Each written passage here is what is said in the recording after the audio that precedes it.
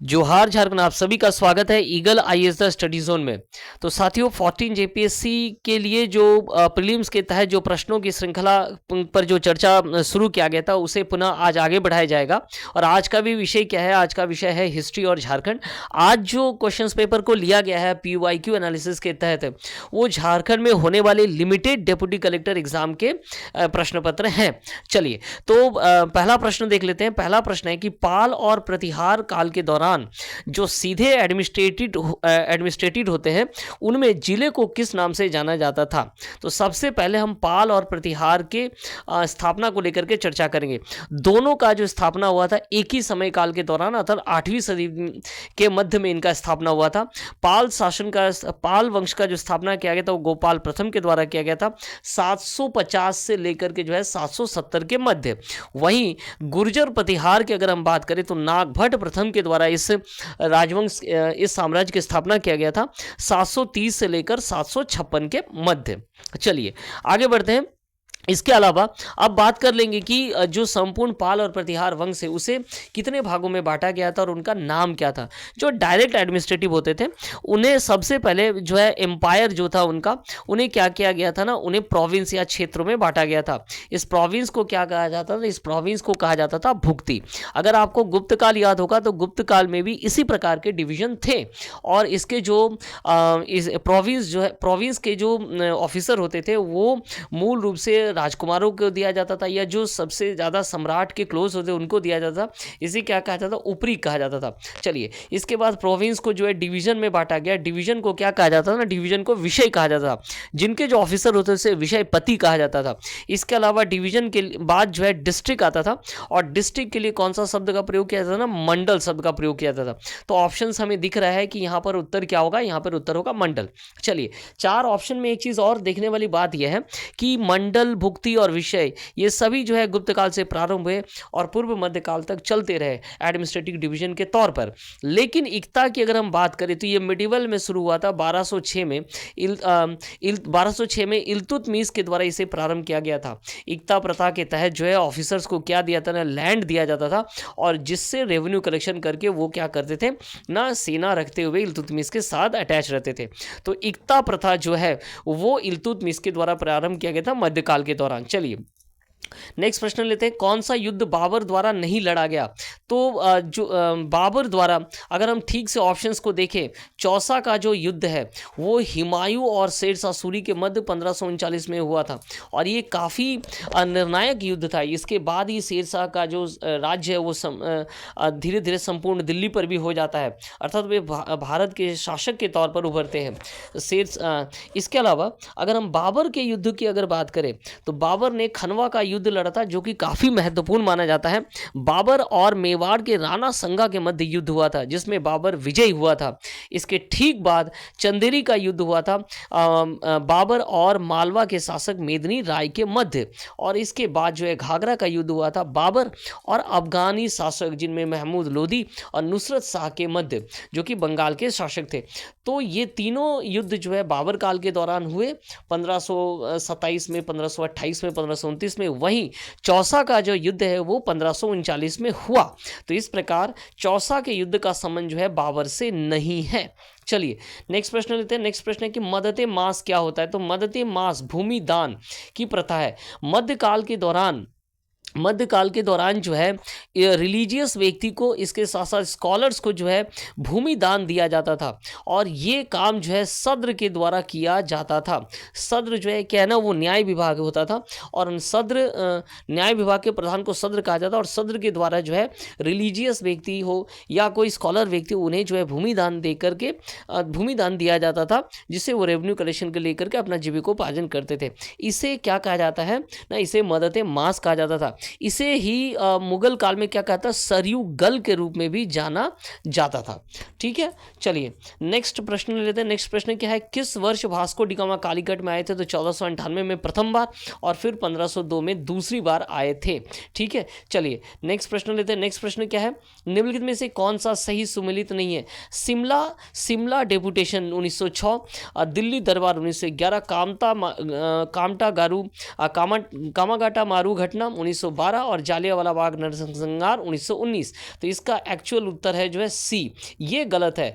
कामटा मागारू जो घटना हुआ था वो अप्रैल 1914 में हुआ था, जिसके तहत जापान के इस कामटा मागारू शिप में बैठ कर जो है कहा जा रहे थे ना, वो कर्नाटक की ओर प्रस्थान कर रहे थे। इनका जो नेतृत्व किया गया था वो गुरुदत्त सिंह के द्वारा किया गया था। चलिए, पहला तो ये प्रश्न हमें मिल गया, इसका उत्तर क्या होगा कि कामटा मागारू घटना जो कि 1914 में हुआ था। अब हम लोग जो है इसके और भी जो ऑप्शंस थे उनको लेकर के चर्चा कर लेते हैं। शिमला डेपुटेशन जो 1906 में हुआ था, जिसके तहत आगा खान के नेतृत्व में जो है शिमला में मुस्लिम प्रतिनिधियों का एक दल लॉर्ड मिंटो से जाकर के मिला था और अपने लिए राजनीतिक सुविधा की मांग की, अर्थात मुस्लिमों के लिए राजनीतिक सुविधा का मांग किया गया था।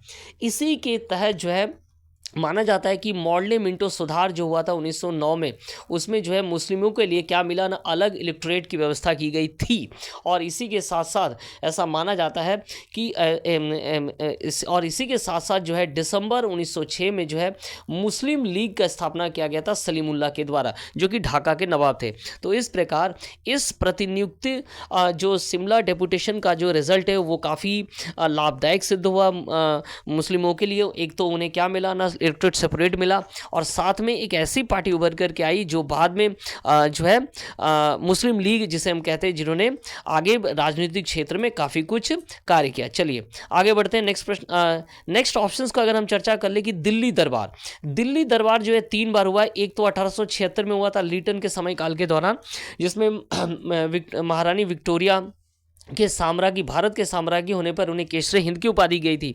दूसरा 1903 में हुआ था करजन के समय काल के दौरान, जिनमें एडवर्ड जो सप्तम है उनके ताज़ापोशी के कारण हुआ था। इसके बाद जो है नेक्स्ट जो हुआ था वो 1911 में हुआ था, याद रखिएगा। और ये जो समय काल है वो लॉर्ड हार्डिंग्स के समय काल के दौरान हुआ था, और इस दौरान जो है जॉर्ज पंचम जो है भारत यात्रा पर थे अपने महारानी के साथ।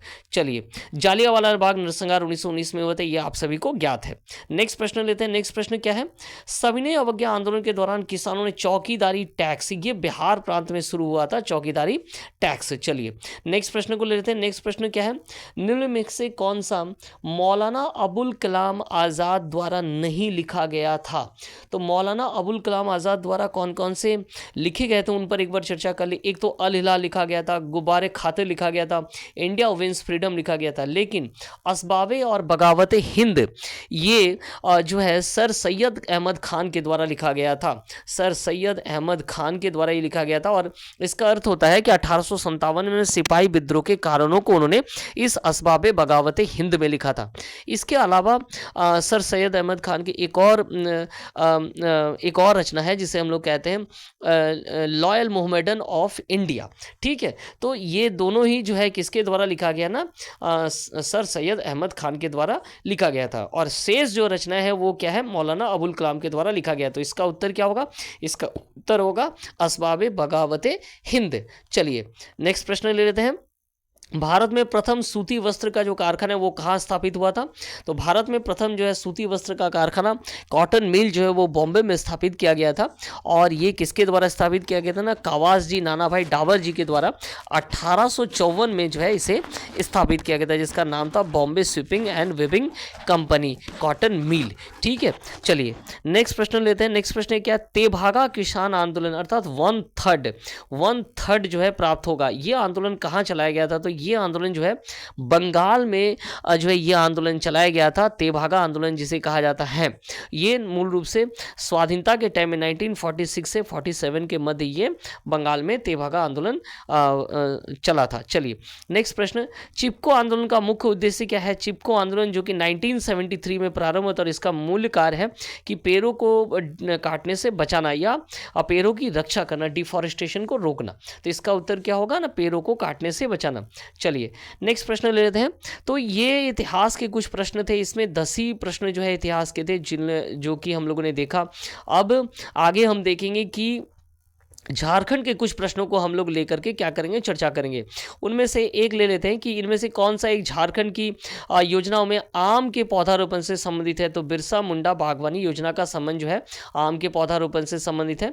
दूसरा प्रश्न है कि निम्न में कौन से परियोजना जो है झारखंड में विश्व बैंक द्वारा संचालित है। तो जोहार परियोजना 2017 में इसे स्थापित किया गया था।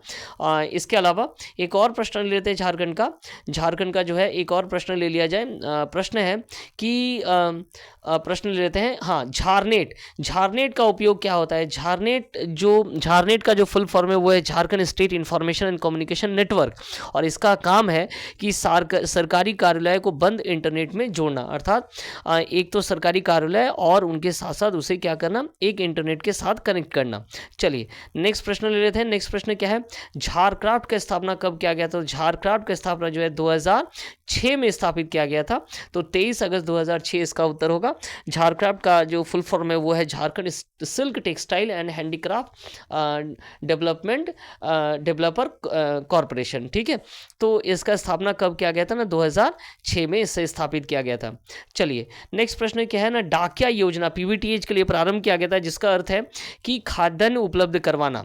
नेक्स्ट प्रश्न ले लेते हैं। नेक्स्ट प्रश्न क्या कुछ है, आहार क्या है ना, आहार एक ऑनलाइन सिस्टम है या एक ऑनलाइन पोर्टल है जिसके तहत जो है पीडीएस सिस्टम झारखंड में संचालित किया जाता है। तो इसका उत्तर क्या होगा, एक ऑनलाइन पोर्टल। चलिए नेक्स्ट और अंतिम प्रश्न ले लेते हैं कि Jharkhand horticulture intensification Jharkhand horticulture intensification by micro drip irrigation project, ये किस देश के द्वारा जो है प्रारंभ किया गया था, किस देश के सहयोग से प्रारंभ किया गया था या पोषित किया गया। तो इसका उत्तर होगा जापान। तो ऐसे ही प्रश्नों के लिए हमारे साथ जुड़े रहिए। आने वाले समय में और भी कई प्रश्न पत्रों को क्या किया जाएगा, आप सबके सामने रखा जाएगा, ताकि आपका जो एग्ज़ाम है आपका जो एग्ज़ाम है वो आने वाला जो 14 जेपीएससी है उसके लिए आपकी तैयारी क्या हो जाए, सुलभ हो जाए और आप जो है सेलेक्ट हो जाए। तो बहुत बहुत धन्यवाद आप सभी का।